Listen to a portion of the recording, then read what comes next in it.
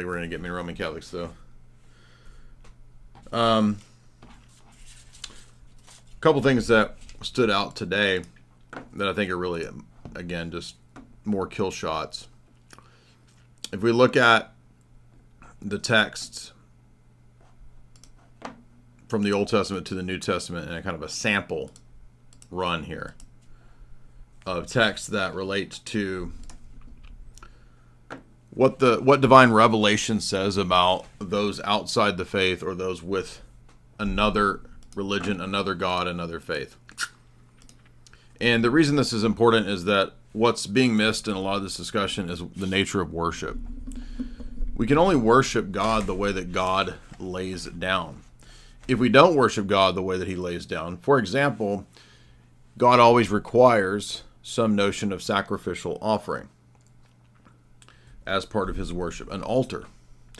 Abraham, Moses, all the religion during this time period has an altar. According to Hebrews 13, Christianity also has this altar.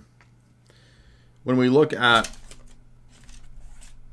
the way that the early church worshipped, it was liturgical and always with an altar. When Roman Catholics argue against Protestants, they argue that Protestant worship isn't even really worship. It's fake and gray precisely because they don't even have an offering. It's a memorial, a remembrance service. And since it's not an actual real Eucharistic sacrifice with an altar, it is no longer the worship of God proper to God. And that's the only worship that God accepts, the worship that he lays down. And that's why it's very powerful, for example, to talk about Leviticus. When we go to Leviticus 10, and Nadab and Abihu offer up in their censer strange fire that was not commanded.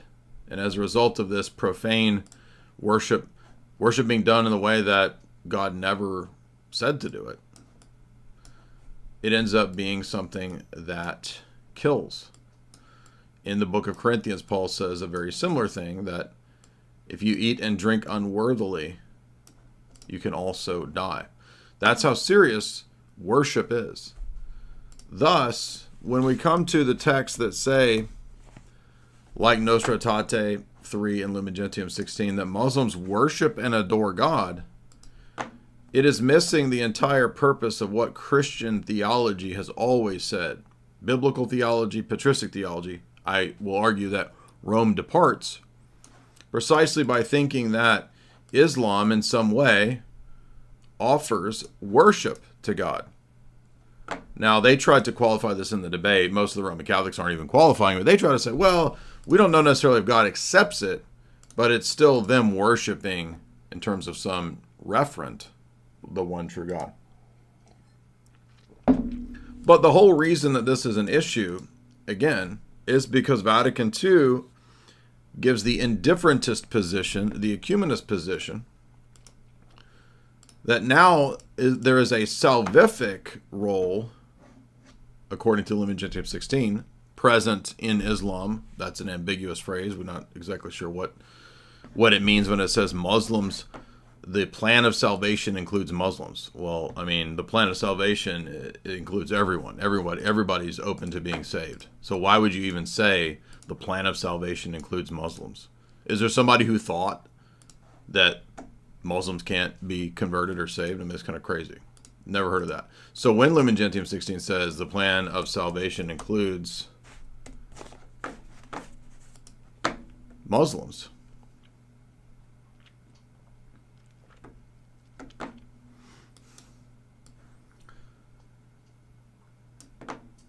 it begins by saying something even sillier. The plan of salvation includes those that acknowledge a creator. Okay? I mean, yeah, pretty much everybody saved acknowledges a creator. So we can't read it in that sense. So the plan of salvation is in the context of, clearly, people who do not believe in the Messiah or the Trinity. Well, that's pretty odd because, as we saw in last night's stream, Roman Catholic Theology and Denzinger states that Trinity and incarnation are necessary as professions of faith on the part of Muslims before being baptized, and that's the minimum to have the faith. So in order to worship properly, you also must have the faith. You do not worship God properly in any accepted way by God or in any real legitimate sense without doing it God's way and without confessing the faith. There aren't many faiths.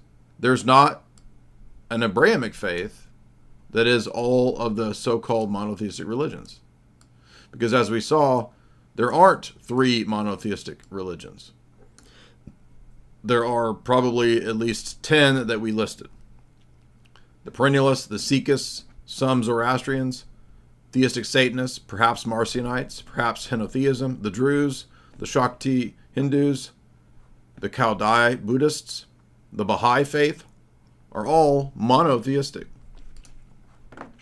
So the Old Testament revelation being of the Trinity and of the Son is absolutely crucial to this debate, because it shows not just that the Old Testament God is not some bare generic Unitarian deity, but also that whatever revelation comes after the Old Testament has to be consistent with that, and thus has to be Trinitarian. The God referenced is the Trinity.